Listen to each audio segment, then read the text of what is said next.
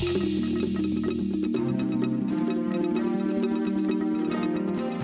out to eat and you typically have a range of restaurants to choose from. Whether it's a case of sit-down fine dining, fast casual, or simply grab and go, chances are you have your choice of food options. Options that exist thanks in part to individuals who have craved entrepreneurship and a taste for something different. In a time when hamburgers ruled fast food, two brothers decided they would buck the trend, replacing the burger business model with roast beef instead. Sure, it took a little more time to cook, which in turn meant it cost a bit more to eat.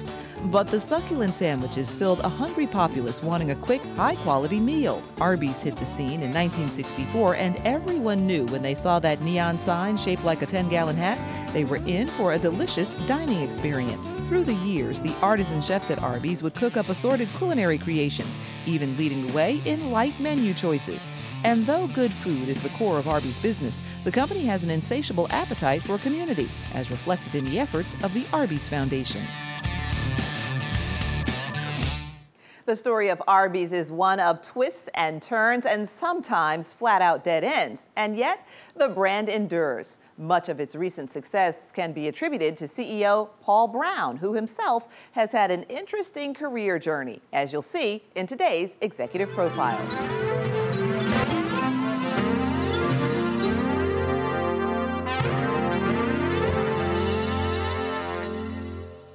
Born and raised in Atlanta. I went to Georgia Tech undergraduate. Right. Lived in Atlanta for the first 23 years of my life. What do you think you were going to do? I really didn't know what I was going to do. I was one of the ones that I knew I wanted to go in business. Mm-hmm. I knew ultimately I wanted to run a company, and that's really basically the extent of my aspiration and direction. So the first step out of Georgia Tech was what? Was Anderson Consulting. It's called Accenture now. Sure. And I was a software engineer. Working for Delta Airlines was the client, spent 4 years working on maintenance systems for them. Really a great way to start. My wife had her MBA, and we met while we were at Accenture actually. And she kind of said, maybe you should think about going and get an MBA too. The thought of getting an MBA, particularly with a focus on marketing, was appealing to me. So I chose Northwestern, particularly because of Northwestern University's Kellogg School's marketing focus. So you ended up in the hotel business, which I think people think, well, how's a guy in the hotel business end up in working for a place like Arby's? There's a lot of similarities if you look at it. It's multi-unit, it's very operationally focused, very real estate focused, and it's very franchise oriented. Right. And franchising is a fairly unique element of business, learning to work with franchisees. The commercial side of the business, the selling side of the business is very different. Yep. The fast food environment is very fast paced. It's about what you're talking about that month. People make the decision that day where they're going to eat, whereas in the hotel industry, they can plan that out months and sometimes a year in advance. So the selling cycle in the commercial side is quite different. Tell me about how the Arby's opportunity came about. What was going on in your life that presented you this opportunity to join the company? I was working at Hilton Worldwide as president of brands and commercial services based in DC, the McLean area, and I got a call about this opportunity at Arby's. The private equity firm Work Capital, which is a locally based private equity firm, had purchased it from Wendy's about 1.5 years before, and they were looking for a CEO to come in and kind of help with the next wave of growth for the company. And it was intriguing. Tell me about your thought process in making a decision like this. Well, the things that intrigue me is a 50-year-old brand that has been historically extremely successful, had a unique position in the market, right? Differentiated product offerings, and a brand legacy that I think could have been unlocked. That really intrigued me. Now, what concerned me is I wasn't a restaurant guy, so going into an industry that I didn't know a lot about. What were the opportunities, let's say, that you had before you to turn things around? One of the best ways to think about kind of making an older brand relevant is to go back and look at what made it successful to begin with, right? And so I spent time going back and talking to franchisees, many of whom either they or their families had been there from the beginning, looking at what consumers were saying, looking at actually videotapes of the founders that 15 years ago talked, in a videotape about what they were thinking and what they were trying to accomplish when they started the brand, and teased out some really interesting insights around what Arby's was trying to do, what part of the market it was trying to address. And said, well, really what we want to do is find the 21st century incarnation of that.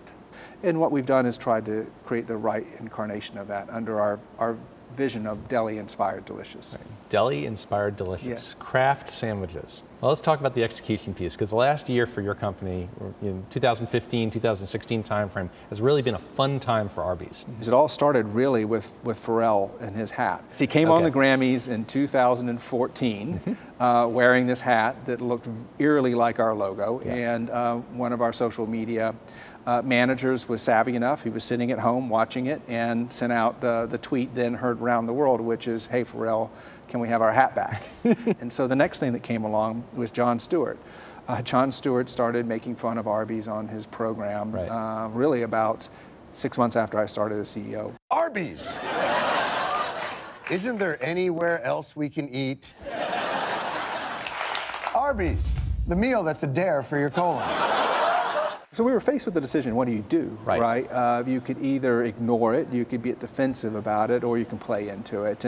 And the way we like to think about brands, is like personalities are friends, right? You don't want to be a friend with somebody who gets defensive all the time. You like to be friends with people that are okay being a little bit self-deprecating and having fun. Right. And so we started catering him when he made fun of us and sent him fun notes back. His team started to really like us and get excited about it. And so when he decided to retire about a year later, our social media team sent out a fun tweet saying, hey, John, feel free to reach out to us at careers@arbys.com. What are some of your tenets when thinking about when to step in and when not to step in? How do you trust your instincts to know when's right and what's wrong? Because some of these things could have backfired. Absolutely. I think the first thing with social media is that it cannot be a command and control kind of style. You have to empower the team to act in the moment, because if you're not acting in the moment, the moment is gone. Right. And we changed our policies and procedures around the ability of relatively young and new employees, if you will, to speak on behalf of the brand. And I think that's a big part of it. But if you're not willing to take risks with the brand, then you're not going to have the breakout successes.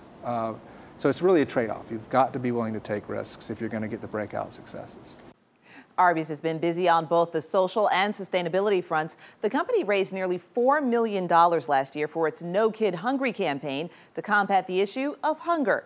It also ran a summer lunch program.